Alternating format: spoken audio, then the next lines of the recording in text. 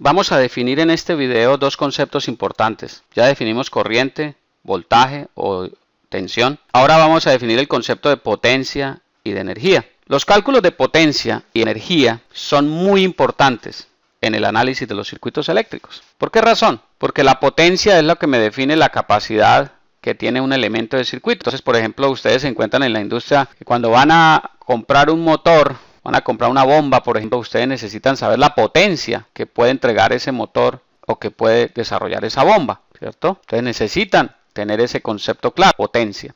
Y la energía necesitan saberlo también porque necesitan saber cuánto consume en vatios hora o en kilovatios hora. ¿Por qué? Porque finalmente es lo que le vamos a estar pagando, lo que le pagan las empresas a las empresas de energía. Entonces, por lo anterior, es muy importante que conozcamos esos dos conceptos, ¿ok? Y eso es lo que vamos a definir acá. Y de paso, paralelo a eso, vamos a entender ahora sí muy claramente la convención pasada de los signos, ¿ok? Empecemos entonces por definir la potencia.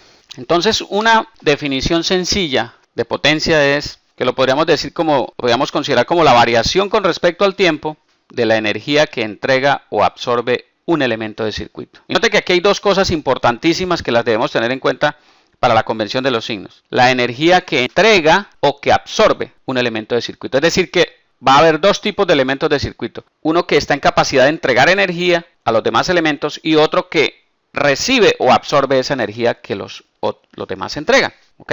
Es importante eso. Entonces, note. Variación con respecto al tiempo.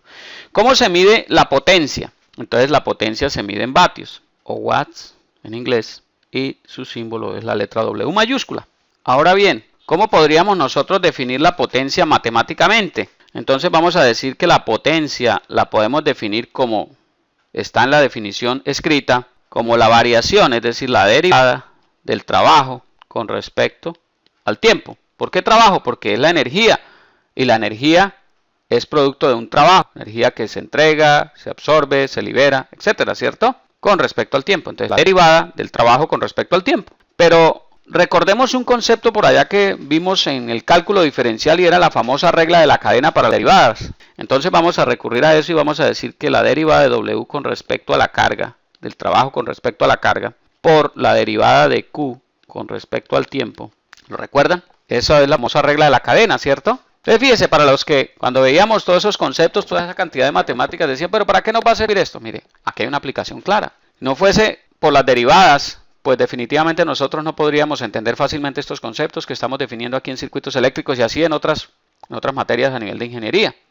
Entonces fíjese que las matemáticas no son capricho de las universidades el que las tengamos que ver, hay que verlas. Quizás no todo lo vamos a aplicar en la rama de la ingeniería que escojamos, pero sí muchos de los conceptos. Por eso hago tanto énfasis en los conceptos. Los conceptos son los que nos van a salvar la vida en muchos casos o en la gran mayoría de aplicaciones que tengamos a lo largo de nuestros estudios o a lo largo de nuestra carrera profesional. Bien, para no alargar el cuento con eso, volvamos aquí a nuestra definición de potencia. Entonces, con esa regla de la cadena, recordemos que la derivada del trabajo por unidad de carga, ¿eso qué es? Eso es la definición de tensión o voltaje, y la derivada de la carga con respecto al tiempo, que también lo definimos en un video anterior, es la corriente. Entonces, muy bien, la potencia es el producto del voltaje y la corriente. Pero como ustedes se pueden dar cuenta, para nosotros esa potencia va a ser una potencia instantánea. ¿Por qué instantánea? Porque es en cualquier instante de tiempo que yo la puedo considerar. Yo derivo la función, evalúo en un tiempo t cualquiera y obtengo la potencia instantánea. Si fuesen cantidades constantes, la derivada de una constante es cero, luego hay potencia instantánea, ¿cierto? ¿Ok? Tengan muy claro ese concepto. Entonces ya sabemos el porqué de esa fórmula P igual a V por I y de dónde viene matemáticamente. Ahora vamos a mirar en un poco más de detalle la convención pasiva de los signos. Entonces note cómo es la convención. Y esto se lo tienen que aprender, digamos, de memoria, y se lo van a aprender pues que es muy sencillo de aprenderlo.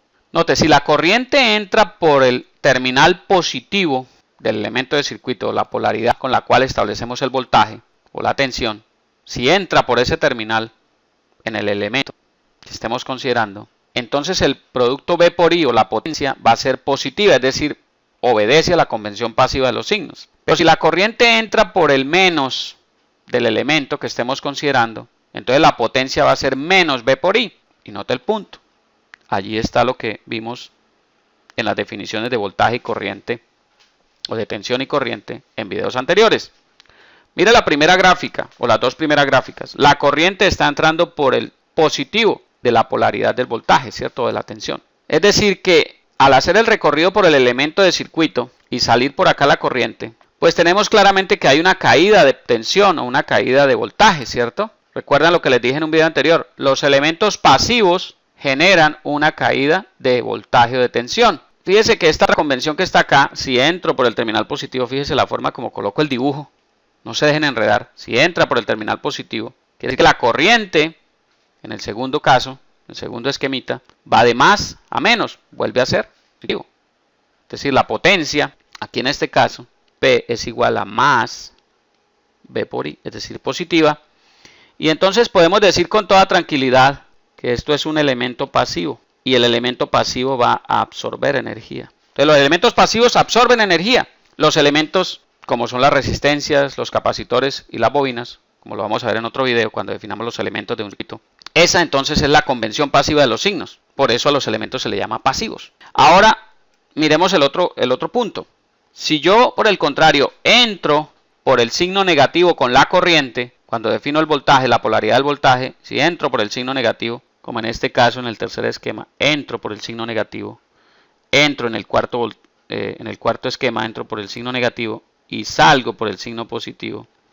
Pues ahí, ¿qué pasa? Voy de un voltaje menor a un voltaje mayor, entonces hay un incremento en el voltaje. Entonces, ¿qué quiere decir? Eso, que ahí ya no se cumple la convención pasiva de los signos, sino que va al contrario, ¿cierto? P es igual a menos V por I, es decir, la potencia va a ser negativa, y eso lo único que me está diciendo es que ese elemento es un elemento activo. ¿Qué quiere decir que sea un elemento activo? Que entrega energía. Eso es. Entonces, note, esa es la convención pasiva de los signos. ¿Y eso por qué tiene que ser así? Porque resulta que nosotros no podemos ir en contra de las leyes básicas de la física convencional. Entonces tenemos que decir que en todo circuito eléctrico, la potencia que entra, la potencia que absorben los elementos de un circuito debe ser igual a la potencia que entregan los otros elementos del circuito. Y esto está de acuerdo, o debe estar de acuerdo con un principio básico de la física, y es la ley de la conservación de la energía. Eso no se puede pasar por alto.